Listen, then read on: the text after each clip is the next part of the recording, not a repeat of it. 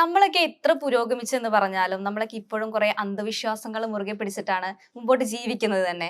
അതിപ്പോ എത്രയൊക്കെ നമ്മൾ മാറി എന്ന് പറഞ്ഞാൽ എത്രയൊക്കെ പുതിയ തലമുറയാണെന്ന് പറഞ്ഞാലും ചില കാര്യങ്ങൾ കേൾക്കുമ്പോൾ അങ്ങനെയൊക്കെ സംഭവിക്കുമോ അല്ലെങ്കിൽ അങ്ങനെ സംഭവിക്കുമോ നമുക്കൊരു നമ്മുടെ മനസ്സിനകത്തൊരു പേടി ഉണ്ടാവും എപ്പോഴും അല്ലേ? അങ്ങനെ ഒരു വാർത്തയായിട്ടാണ് നമ്മളിപ്പോ ഇന്ന് ഇവിടെ ചർച്ച ചെയ്യാൻ വേണ്ടി ഇരിക്കുന്നത്. കാരണം ജപ്പാനില് തീരത്ത് ഓറൽ ഫിഷ് എന്ന് പറഞ്ഞ ഒരു ഫിഷ് കരക്കടിഞ്ഞു. അത് കടലിന്റെ ഏറ്റവും അടിത്തട്ടില് ജീവിക്കുന്ന ഒരു തരം മത്സ്യമാണ്. ആ മത്സ്യം കരയ്ക്ക് അടിഞ്ഞു കഴിഞ്ഞാൽ ജപ്പാനിലൊരു വിശ്വാസം എന്ന് പറഞ്ഞാല് എന്തോ ഒരു ദുരന്തം വരുന്നതിന്റെ മുൻകൂട്ടിയാണ് ഈ ഒരു ഫിഷ് കരയ്ക്കടിയുന്നത്, അല്ലെങ്കിൽ സുനാമിയോ അല്ലെങ്കിൽ മറ്റെന്തൊരു ദുരന്തവും കൂടെ നമ്മളെ കാത്തിരിക്കുന്നു എന്നാണ് ഇവർ വിശ്വസിക്കുന്നത്. ഈ ഒരു ഫിഷ് ഇതിനു മുമ്പും കരയ്ക്കടിഞ്ഞ സമയങ്ങളിൽ ഇങ്ങനെ ദുരന്തങ്ങൾ അവർക്ക് സംഭവിച്ചിട്ടുണ്ട്, നേരിടേണ്ടി വന്നിട്ടുണ്ട് എന്നുള്ളൊരു പേടിയുണ്ട്. അപ്പൊ അങ്ങനെ ഒരു വീഡിയോ ഇപ്പോ പ്രചരിക്കുന്നുണ്ട്. ആ ഒരു ഫിഷ് കരക്കടിഞ്ഞത്, ഇനി എന്ത് ദുരന്തമാണ് നമ്മളെ കാത്തിരിക്കുന്നത്, ഇനി ലോകം അവസാനിക്കുമോ എന്നുള്ള കുറെ ചോദ്യങ്ങളായിട്ട് നമ്മളിങ്ങനെ നിൽക്കുവാണ്. എനിക്കൊരിക്കലും അങ്ങനെ വിശ്വസിക്കാൻ പറ്റില്ല. ശാസ്ത്രജ്ഞർ പോലും ഇതിനകത്തൊരു എന്താ പറയാ നിലപാട് തെളിവുകൾ നിരത്തിയിട്ടില്ല. കാരണം അത് അവരുടെ ഒരു വിശ്വാസം എന്ന നിലയ്ക്ക് അങ്ങനെ സംഭവിച്ചിട്ടുണ്ട് എന്നുള്ളതാണ്. അത് യാദൃശ്ചികമായിരിക്കാം. കാരണം നമ്മൾ ചെയ്യുന്ന പ്രവർത്തികളുടെ അനന്തര ഫലമായിട്ടാണ് പ്രകൃതി നമുക്ക് തിരിച്ചു തരുന്നത്.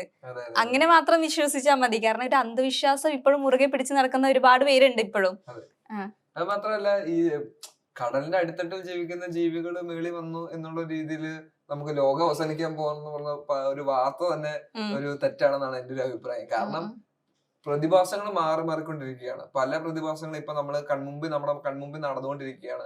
പല ജീവികളെ നമ്മൾ കണ്ടെത്തിയിട്ടുണ്ട്. ഇപ്പൊ തന്നെ കേന്ദ്ര സർക്കാർ ആണെങ്കിലും ഖനനം തുടങ്ങിയിട്ടുണ്ട് കടലുകളില്. അപ്പൊ അതിനെയൊക്കെ മുൻനിർത്തിയായിരിക്കാം ഈ മത്സ്യങ്ങളുടെ ഇത്തരത്തിലുള്ള കരക്കടിയുന്ന പ്രതിഭാസങ്ങളൊക്കെ. ഇപ്പൊ തിമിംഗലാണെങ്കിലും മറ്റു വലിയ വലിയ മത്സ്യങ്ങളാണെങ്കിലും കരക്കടിയുന്നുണ്ട് ഇപ്പൊ. മാത്രമല്ല, നമ്മുടെ എറണാകുളത്തെ കനാലിൽ കൂടെ ഡോൾഫിനുകൾ വന്നിട്ടുള്ള ന്യൂസുകളൊക്കെ കേട്ടിട്ടുണ്ട്. അതിനപ്പുറം പ്ലാസ്റ്റിക്കുകൾ തിന്നുന്ന പുതിയ ജീവികൾ രൂപപ്പെട്ടു എന്നുള്ള വാർത്തകൾ വന്നിട്ടുണ്ട്. അപ്പോൾ നമ്മുടെ പ്രകൃതി തന്നെ വ്യത്യസ്തങ്ങളായിട്ടുള്ള പല പ്രതിഭാസങ്ങളും നമ്മുടെ കൺമുമ്പിൽ കാണിച്ചു തരുന്നുണ്ട്, ഇല്ലെങ്കിൽ പ്രകടിപ്പിക്കുന്നുണ്ട്. ആ ഒരു പ്രകടനം ഒരിക്കലും ലോകാവസാനത്തിന്റെ ഒരു ലക്ഷണമാണ്, അല്ലെങ്കിൽ അങ്ങനത്തെ ഉള്ള ഭീതി പരത്തുന്ന ന്യൂസുകൾ പറയുന്നവർ തന്നെ ഒരു തെറ്റാണെന്നാണ് ഞാൻ പറയുന്നത്. കാരണം ലോകാവസാനത്തിന്റെ ലക്ഷണങ്ങൾ ഇതൊക്കെയാണെന്നാണ് ആരും തന്നെ പറഞ്ഞിട്ടില്ല. സൂര്യൻ പൊട്ടിത്തെറിക്കുക എന്നുള്ള പല വാക്കുകൾ നമ്മൾ കേട്ടിട്ടുണ്ട്. അപ്പൊ അങ്ങനത്തെ ഉള്ള പല വീക്ഷണങ്ങളും പലരുടെ ഭാഗത്തു നിന്നും പല രാജ്യങ്ങളിൽ നിന്നും ഉണ്ടാകുന്ന സാഹചര്യത്തിലും നമ്മളുടെ ഭീതി പടർത്തുക എന്നുള്ളതാണ് അവരുടെ ഏറ്റവും പ്രധാനപ്പെട്ട ഒരു ലക്ഷ്യം.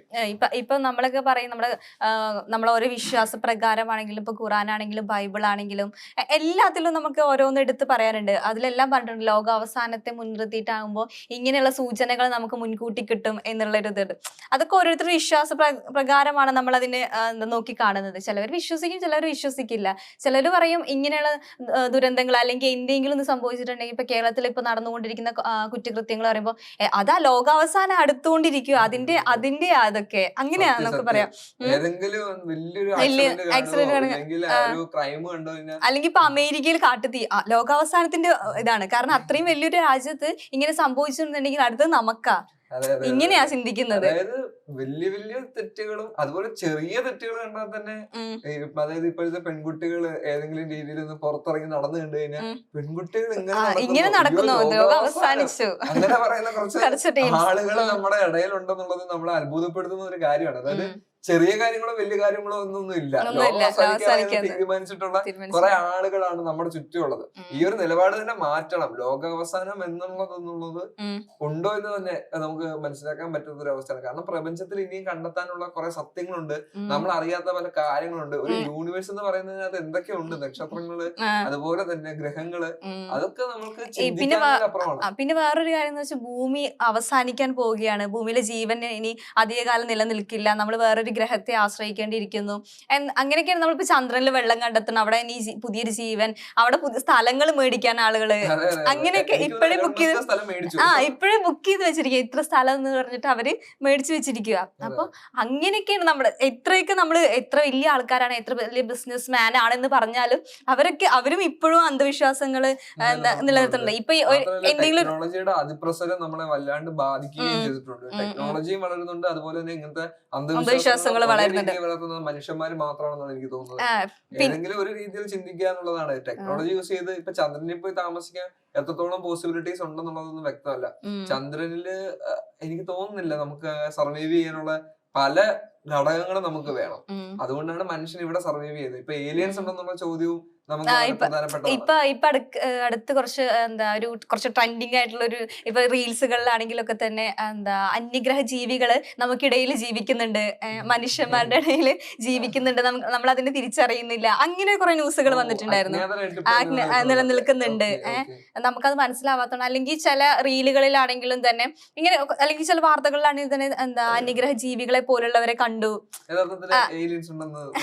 എനിക്കറിഞ്ഞൂടാ, സിനിമയിലൊക്കെ നമ്മൾ കാണുന്നത് പോലെ. എനിക്ക് യഥാർത്ഥത്തിൽ ഏലിയൻസ് ഉണ്ടെന്നുള്ള ഒരു അഭിപ്രായമുള്ളതാണ് ഞാൻ. കാരണം നമ്മളുടെ ലോകം നമ്മള് പറഞ്ഞ ഈ ഭൂമിയിൽ ജീവൻ ഉണ്ടെങ്കിൽ മറ്റ് എവിടെയെങ്കിലും ജീവനില്ല എന്ന് പറയാനും നമുക്ക് പറ്റില്ല പൂർണ്ണമായിട്ടും. കോടാനുകോടി ഗ്രഹങ്ങളുണ്ടെന്നാണ് നമ്മള് കണ്ടുപിടിച്ചിട്ടുള്ളത്. അതൊരു കണ്ടുപിടിച്ചില്ല. പിന്നെ ബ്ലാക്ക് ഹോളുകള്, അങ്ങനെ മനുഷ്യനെ ചിന്തിക്കുന്നതിലപ്പുറം എന്തൊക്കെയോ വ്യത്യാസങ്ങൾ നമ്മുടെ മനസ്സിന് പാകപ്പെടുത്താൻ പറ്റാത്ത പല പ്രതിഭാസങ്ങളും നമുക്ക് വേണമെങ്കിൽ ഒരു എക്സാമ്പിൾ എന്ന് പറഞ്ഞ രീതിയിൽ ഒരു അവതാർ സിനിമയിലുണ്ടല്ലോ, അത് വേറൊരു വിഭാഗം എന്താ പറയാ മനുഷ്യരാണെന്ന് പറയാൻ പറ്റില്ല, എന്നാൽ വേറൊരു തരം ജീവികള്, മറ്റൊരു ജീവികള്.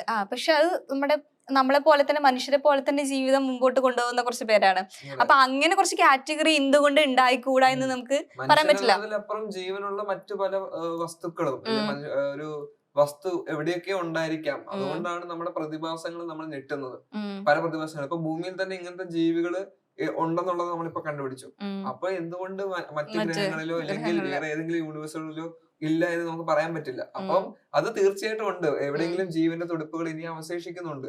ഭൂമി അല്ലെങ്കിൽ നമ്മുടെ ഈ ഭൂമി എന്ന് പറയുന്ന ഗ്രഹം എത്രത്തോളം ഇനിയും മുമ്പോട്ട് കൊണ്ടുപോകും, എന്തൊക്കെ സൂര്യൻ വരെ പൊട്ടിത്തെറിക്കുന്ന ശാസ്ത്രജ്ഞർ അവകാശപ്പെടുന്ന സമയത്ത് ഭൂമിക്കും എന്തൊക്കെ അപകടങ്ങൾ ഉണ്ടാക്കാൻ പറ്റും എന്നുള്ളത് തീർച്ചയാണ്. കാരണം മനുഷ്യന്റെ ബുദ്ധി ഏറ്റവും കൂടുതൽ കടന്നാക്രമിച്ചിരിക്കുന്നത് ഭൂമിനെയാണ്.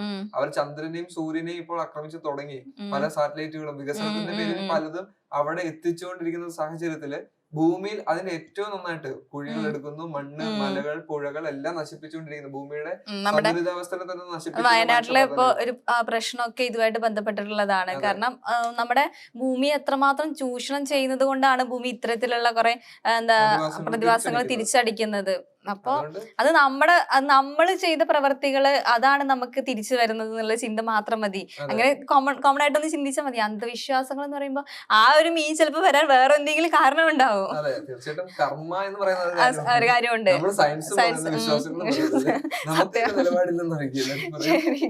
യഥാർത്ഥത്തില് നമ്മള് കർമ്മ എന്ന സാധനം ഞാൻ ഒരു വിശ്വാസത്തിന്റെ രീതിയിലല്ല പറയുന്നത്. നമ്മൾ ചെയ്തതിന്റെ ഒരു പ്രതിഫലം അത് നമുക്ക് എന്തായാലും നമ്മൾ എന്ത് ചെയ്താലും നമുക്ക് അതിനുള്ള ഒരു പ്രതിഫലം നമുക്ക് എത്ര വൈകിയാണെങ്കിലും നമുക്കത് നമ്മളിപ്പോ പൊതുവെ നമ്മൾ പറയാറുണ്ട്, നമ്മൾ എത്ര ഒരു കാര്യത്തിൽ നമ്മൾ എത്ര മാത്രം ആഗ്രഹിക്കുന്നോ ആഗ്രഹിക്കുന്നുണ്ട് കിട്ടുന്നത്. അതിപ്പോ കുറച്ച് വൈകിയാണെങ്കിലും നമുക്കത് കിട്ടും. നമുക്കുള്ളതാണെങ്കിൽ നമുക്ക് കിട്ടുമെന്നാണല്ലോ പറയാറ്. എപ്പോഴും നമ്മുടെ ഹാർഡ് വർക്ക് ആണ് നമ്മളുടെ ഗോളിന്റെ ഏറ്റവും വലിയ അച്ചീവ്മെന്റ്. നമ്മുടെ ഗോൾ അച്ചീവ് ചെയ്യാൻ വേണ്ടി നമ്മൾ ഹാർഡ് വർക്ക് ചെയ്യണം.